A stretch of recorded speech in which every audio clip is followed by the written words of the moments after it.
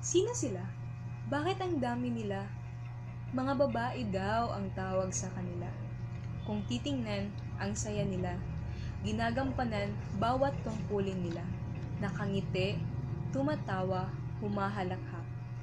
Habang sinusuklay buhok ng anak na papuntang eskwela. Habang nagluluto, naglalaba, naglilinis at kung ano-ano pa. Minsan naghahanap buhay para makatulong sa pamilya.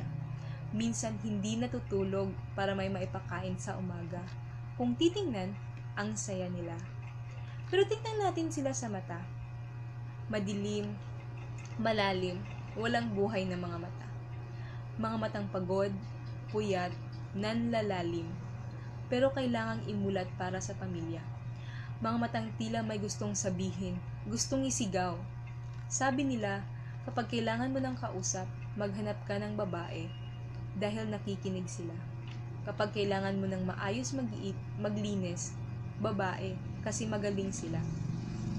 Pero kung kailangan mo ng lakas, huwag babae kasi mahina sila.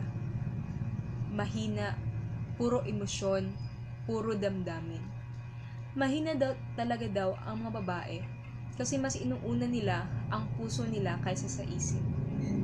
Puso kasi ang gamit nila kaya nakukuha nilang gumising ng maaga para magluto ng agahan. Puso kasi ang gamit nila kaya kapag nag-aalaga ng mga bata, naglilinis ng bahay, naglalaban ng damit. Puso kasi ang gamit nila kaya kahit pagod sa trabaho, pagdating sa bahay nagtatrabaho pa rin.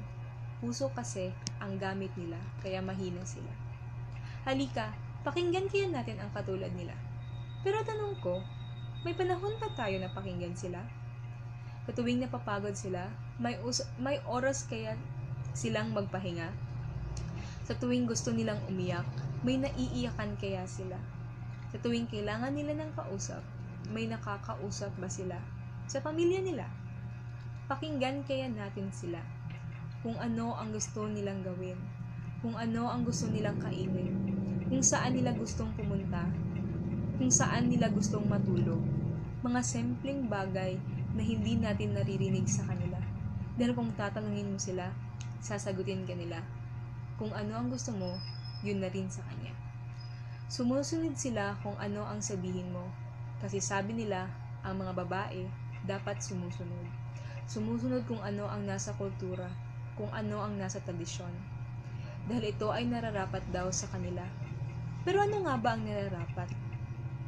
Sa mga babaeng hindi natin napapakinggan, ano nga ba ang nararapat sa mga katawan na pagmamay-ari ng isang babae?